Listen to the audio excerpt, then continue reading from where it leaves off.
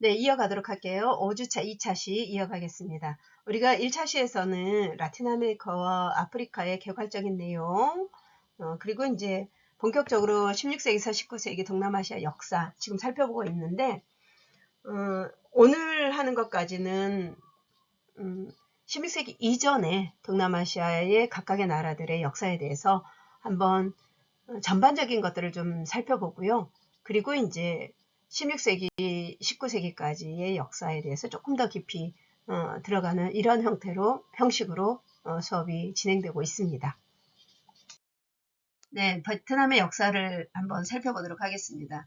우선 건국설화에 이제 우리와 좀 유사성이 있는 건국설화들을 갖고 있습니다. 그들의 선조는 중국의 염제신농이라고 정확한 표현은 염제신농입니다. 그 염제신농인 농사의 신인 염제신농의 후손 바다의 신인 아들랑롱과 그리고 산신의 딸인 어우꺼가 결혼을 해서 100개의 알을 낳았다. 그리고 부화해서 인간으로 태어났다. 그래서 알에서 깨어난 인간, 우리 설화 속에서도 있죠. 그 100명의 아들 중에 50명은 바다로, 50명은 어머니를 따라 산으로 갔다라고 하는 건국설화를 가지고 있습니다. 그래서인지 베트남이 모계 사회의 특성이 강한 것, 이거는 어머니를 따라간 큰아들이 나라를 세웠기 때문에 베트남의 어떤 그 역사적 흐름 속에 모계 사회의 특징이 나타난다라고 역사학자들이 보고 있습니다.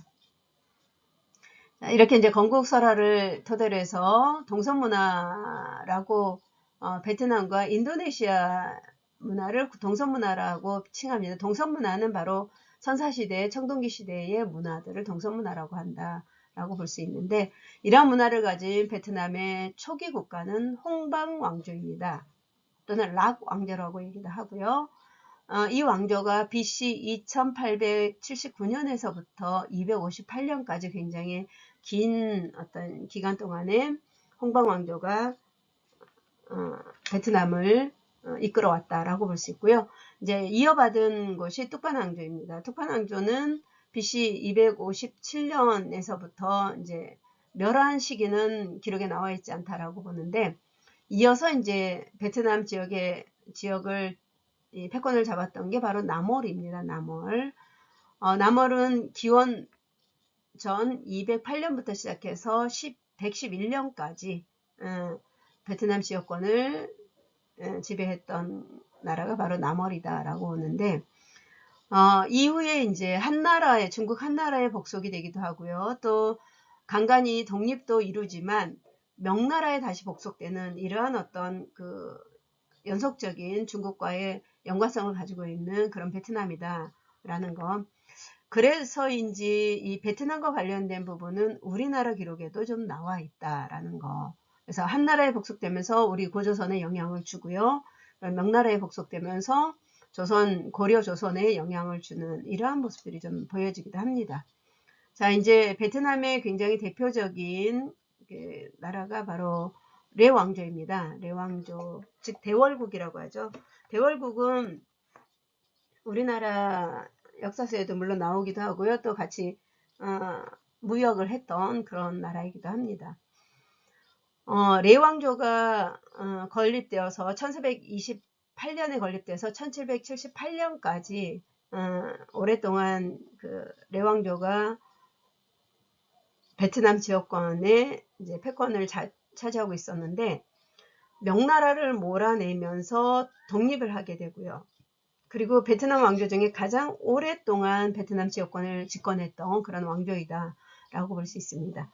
이 왕조에서는 정부 체계를 개혁하면서 유교를 정비하는 이러한 어떤 업적을 남기고요. 유교를 정비했다라고 하는 것은 중국에 복속된 게 한나라와 명나라에 이어서 이제 복속이 됐었기 때문에 아무래도 유교 문화권으로 연결져서 생각해 볼 수가 있습니다. 그래서 유교를 정비했다라는 것과, 그리고 베트남의 전통 문화를 만들면서 남부 영토를 확장하고 이후에 이제 베트남의 황금기를 맞이했다라는 것, 그게 바로 레왕조 시기였다라고 볼 수 있습니다. 왕조를 이어받은 그런 다음 왕조가 바로 응우엔 왕조인데, 웅웨인 왕조는 1945년까지 이제 최근까지 이끌어왔던 그런 왕조이다라고 볼 수 있습니다. 그런데 이제 이 이끌어오는 과정 안에서 프랑스 세력에 힘입어서 건국됐던 웅웨인 왕조가 아무래도 식민지에 복속될 수밖에 없었고, 또 일부는 인도 차이나 일부가 되는 경우들도 있었다. 그리고 2차 세계대전까지 프랑스 식민지 통치를 받았다라는 것. 2차 세계대전 종전 후에는 남베트남과 북베트남으로 좀 나누어져서 서로 이렇게 갈등이 굉장히 잦았었고요. 그러다 보니까는 프랑스가 다시 군대를 파견하게 됩니다. 이제 그런 어떤 갈등을 완화시킨다라는 명분으로 프랑스 군대가 이제 베트남을 파견이 되는데, 민족 세력과 공산 진영이 서로 이제 대치를 하게 되죠. 그래서 남쪽에는 민족 세력, 그 다음에 북쪽에는 공산 진영, 이게 이제 첨예하게 대립을 합니다. 그래서 우리가 흔히 알고 있는 베트콩이라고 하는 거, 베트콩은 바로 북베트남, 그리고 남베트남은 BNB과 함께 이렇게 대체를 하는 그런 상황이 발생되다가 결국에는 전쟁이 일어납니다. 1964년부터 1975년까지 베트남 전쟁과 그리고 주변 국가의 관계를 좀 살펴보면 남베트남이 패망을 합니다. 근데 우리가 베트남 전쟁에 우리도 참전을 했었죠. 그런데 우리는 남베트남에 참전을 했습니다. 그래서 패망을 했으나 어찌됐든 전쟁국이었기 때문에, 전쟁 지원국이었기 때문에 우리나라가 경제적 발전에 조금 더 박차를 가할 수 있었던 거는 베트남 전쟁 참전 이후이다 라고 볼 수가 있습니다. 그래서 어떻게 보면은 베트남 전쟁의 수혜자, 표현이 좀 애매한가요? 아무튼 베트남 전쟁 이후에 우리나라가 좀 많이 경제적 발전을 좀 할 수 있었다라는 것. 그리고 북베트남이 이제 결국에는 베트남을 통일하면서 이제 사회주의 국가로 베트남은 전개가 되는 거죠. 그래서 그 이후에는 마오쩌둥주의 노선을 표방하는 캄보디아의 크메르주와 전쟁을 하기도 하고요. 또 중국과 국경 분쟁도 일어나기도 합니다. 그래서 이렇게 베트남 전쟁 이후에 캄보디아와 중국과의 전쟁들도 이제 연이어서 일어나는 이런 모습들을 볼 수가 있고요.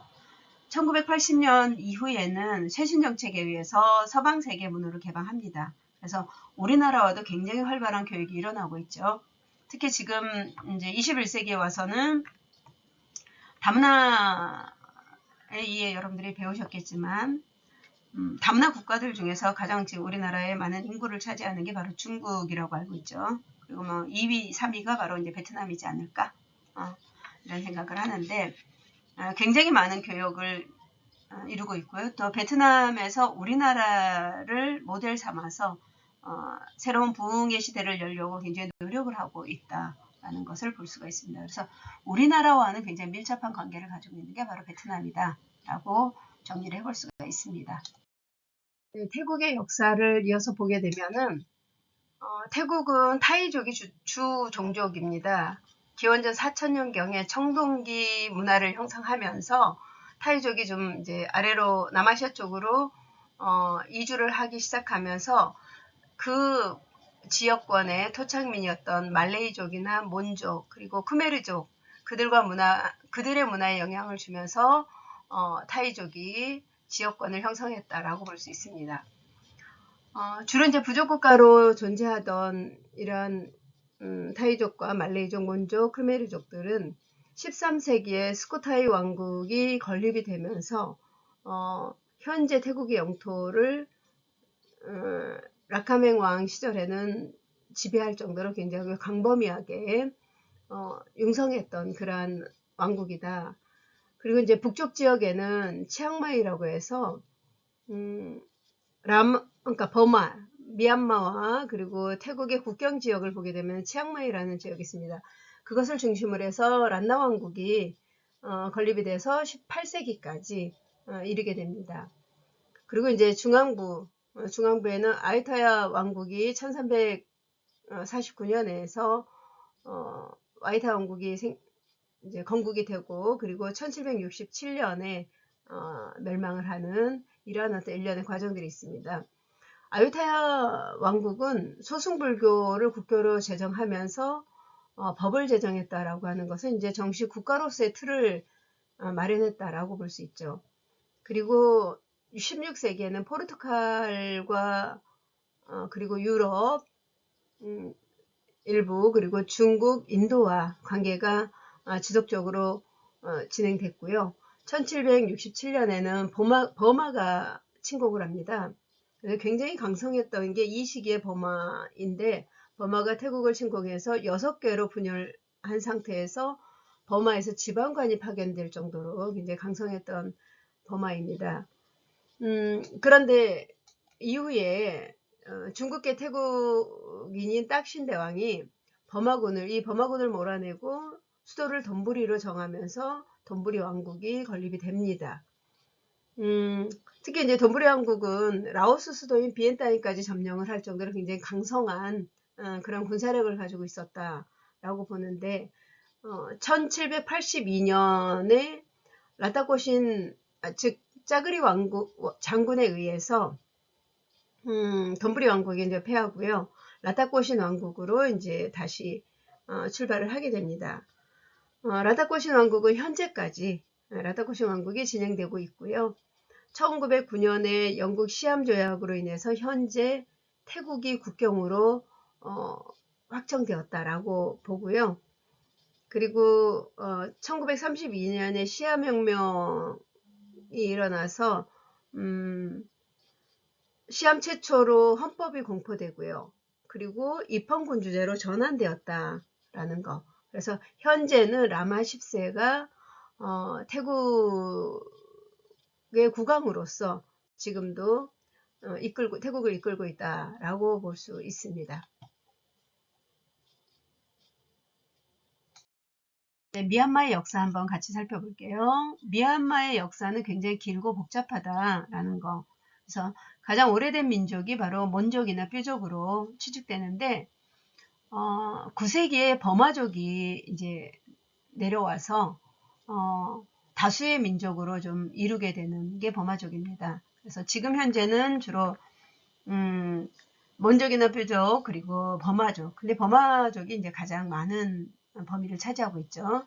그래서 미얀마의 역사는 중국이나 인도, 방글라데시아 그 주변국들, 라오스, 타이 이런 것과 같이 굉장히 이웃 국가들과 복잡한 관계에 있다라는 것을 이제 전제하에 미얀마 초기의 역사를 한번 살펴보면 기원전 2세기경에 미얀마 중부 지역의 첫 도시가 등장했다. 그 도시 국가는 바로 뾰족에 의해서 그래서 뾰족 문명이다라고 할 정도로 미얀마 문화의 어떤 근간을 이루는 게 뾰족이다라고 볼 수 있는데 이 뾰족 문명은 인도와 불교 영향을 많이 받았다라는 것으로 우리가 다양한 지금 현재 남아있는 건축물이나 이런 것들을 통해서 좀 알 수 있습니다. 9세기경에는 도시국가를 중심으로 해서 뾰족은 중부 그리고 몬족은 해안선 밑에 보면 이렇게 해안선을 따라서 세력이 좀 확대되었다라고 볼 수 있고요. 뾰족은 중국 남조, 그러니까 중국이 이때는 위진 남북조 시대였습니다. 그래서 남조에게 패하고요. 그리고 그 빈자리를 버마족이 이제 대신 들어갑니다. 그래서 버마족은 세력을 이제 서서히 확장해서 미얀마 전체를 아우르는 대국으로 성장을 했다라고 미얀마 초기의 역사를 우리가 좀 살펴보고요. 이제는 이제 국가로서의 역할을 시작한 게 1050년에서부터 1287년까지 미얀마를 끌어갔던 바간 왕조입니다. 바간 왕조는 굉장히 12에서 13세기엔 동남아시아 강대국으로 부상을 했고요. 특히 이제 귀족들이 바간 수도에 불교 사원을 만여 개를 세웠다라고 할 정도로 굉장히 불교에 대한 그래서 지금 현재까지도 미얀마는 불교 국가이다라고 할 정도로 사원을 굉장히 많이 세웠다라는 거. 안타깝게도 13세기 말에 징기스칸 즉 몽골이 침입함으로 인해서 바간 왕조는 멸망했다라고 볼 수 있습니다. 이어서 이제 미얀마가 혼돈의 시대를 겪기 시작합니다. 바간 왕조가 멸망하면서 몽골이 침입했고 그 자리에 이제 뭐 여러 세력들이 이제 바뀌겠죠. 그래서 13세기에서 16세기까지는 미얀마의 혼돈의 시대다라고 하는데 14세기경에 산족들이 들어와서 잉와 그리고 한티와티 왕국을 세웠다라는 거. 그리고 이슬람 보호령으로 전락하기도 하고요. 또 일부가 그리고 미얀마 문화에 또 반면에 미얀마 문화의 황금기를 이루기도 합니다. 왜냐하면 다양한 종족들과 그리고 다양한 문화들이 이제 들어와서 혼재하다 보니까 오히려 미얀마의 전체적인 역사적 흐름을 보게 되면은 이 시기가 문화적 황금기를 이루었다라는 거죠. 자, 이어서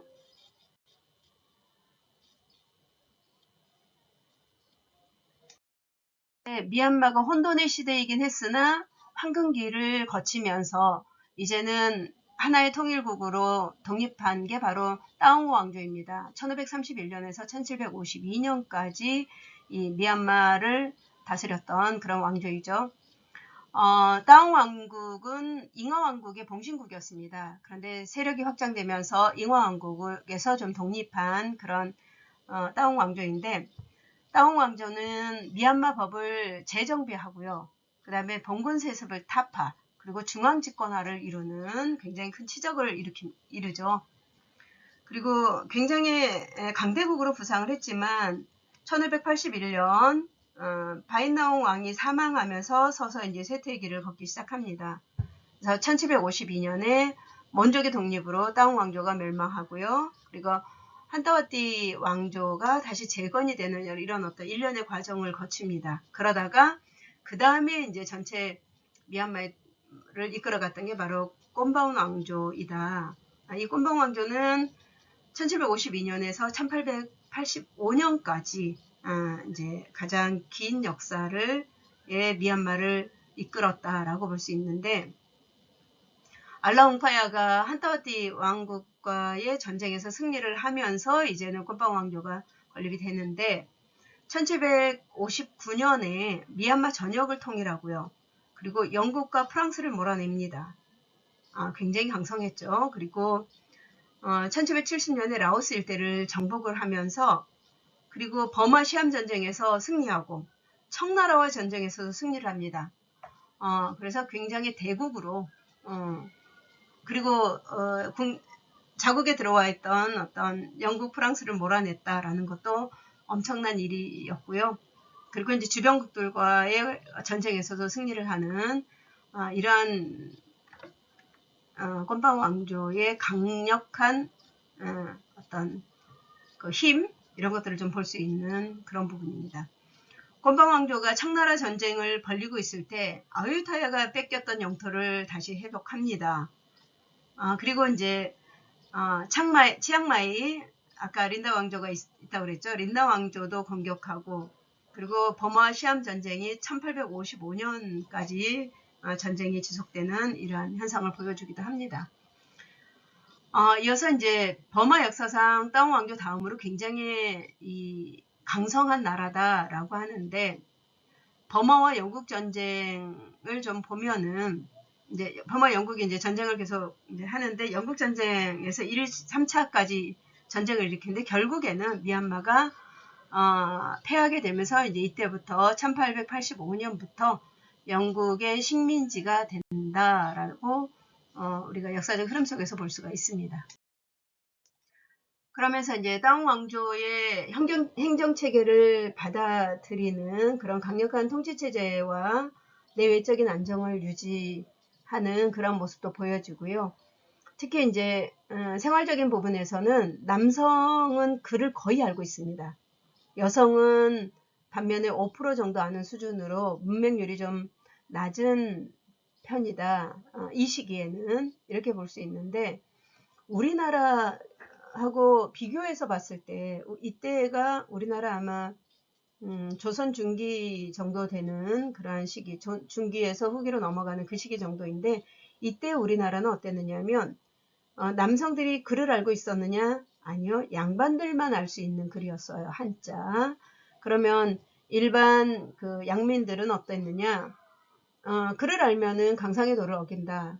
라는 굉장히 강력한 어떤 법에 의해서 글을 알 수 있는 기회가 없었다라는 거. 그러면 여성은 어땠느냐? 하물며 여성은 더더욱이나 글을 아는 여성이 거의 없었다.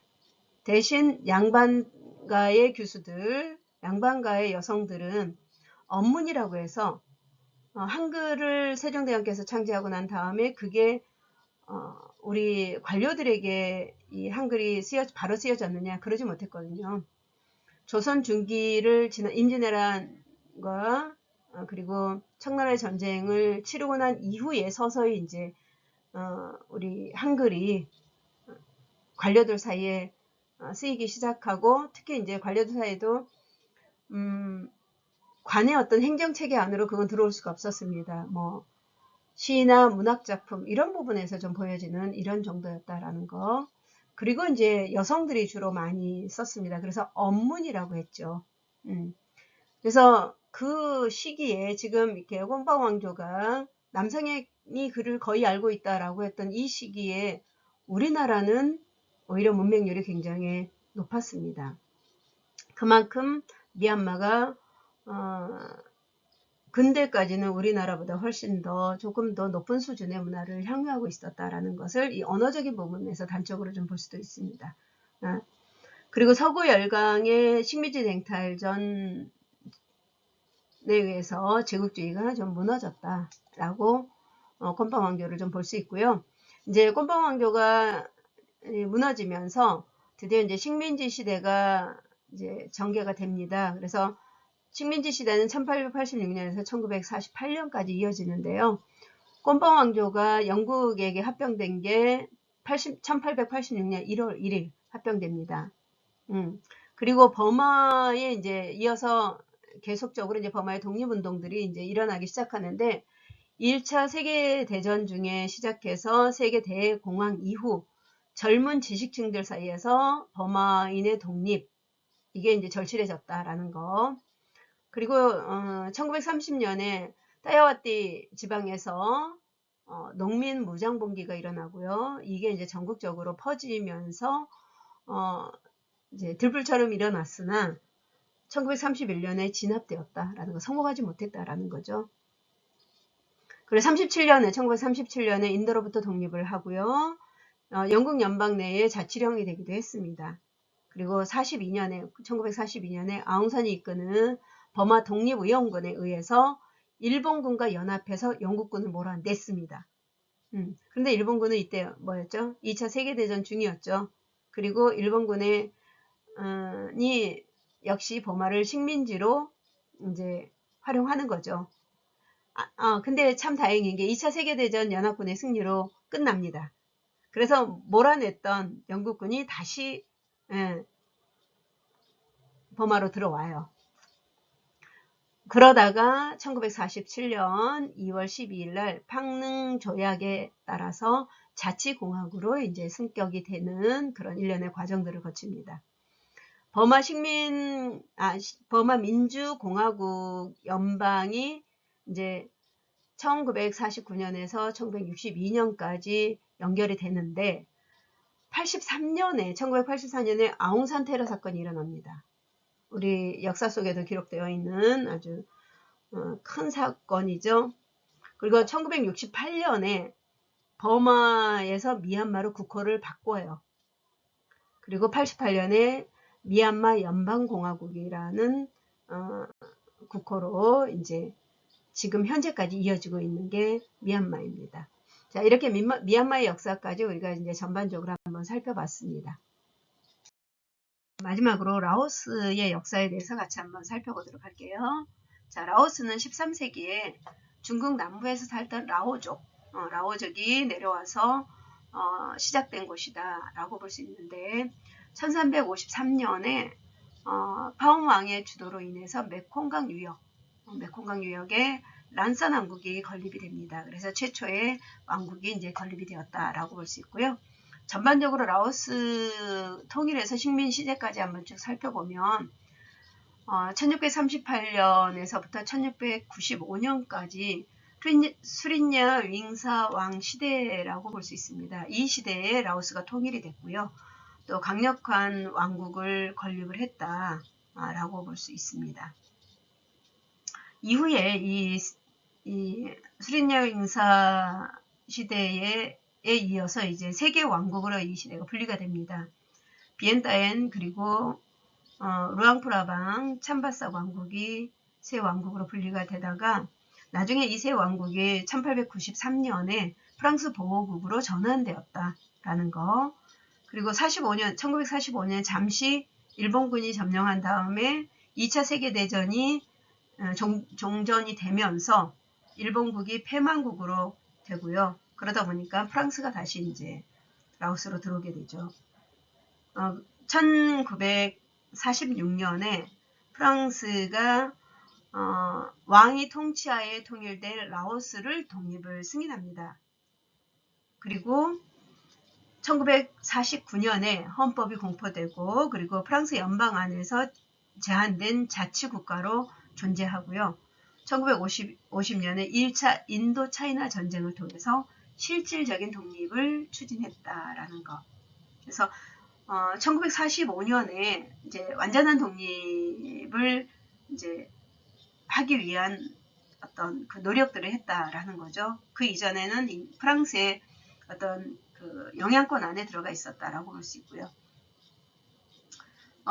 이제 독립하는 과정에서 보면은 좌파인 페테트리아오 군대가 북베트남과 연합해서 라오스 정부군의 내전을 일으켰습니다. 그래서 1975년에 페테트라오 장군이 정권을 잡고요. 그리고 라오스 국민민주공화국을 공식적으로 설립을 했다라는 거. 그래 라오스 지금 현재 일당 사회주의 국가입니다. 그리고 2013년 2월에 WTO에 가입을 해서 지금 현재 이루고 있다라고 볼 수 있습니다. 그래서 지금 동남아시아 전반적인 그 사항들을 보면은 1945년 이후에 이제 독립이 추진되고 그리고 완전한 독립이 이루어질 때까지는 많은 어떤 갈등, 내전 이런 것들에 의해서 많은 어려움을 겪었다라는 것을 우리가 살펴볼 수가 있습니다. 네, 오늘 2차시 여기까지 하도록 하겠습니다. 5주차 전체적으로 우리가 오늘 했었는데 1, 2차시로 나눠서 일부러 했습니다. 너무 이렇게 길면은 탑재가 잘 안 되기 때문에 나누어서 지금 제가 했고요. 이건 출석과 직접 연결이 되는 거다라는 거 여러분들이 놓치지 마시고요. 오늘 했던 거는 대부분 이제 16세기에서 19세기까지의 동남아시아의 대표적인 국가들에 대한 어떤 그 이전의 역사들을 한번 살펴봤고요. 이제 좀 더 구체적인 내용들은 다음 주에 좀 살펴보도록 하겠습니다. 오늘 여기까지 수고하셨습니다. 다음 주에 만나도록 할게요.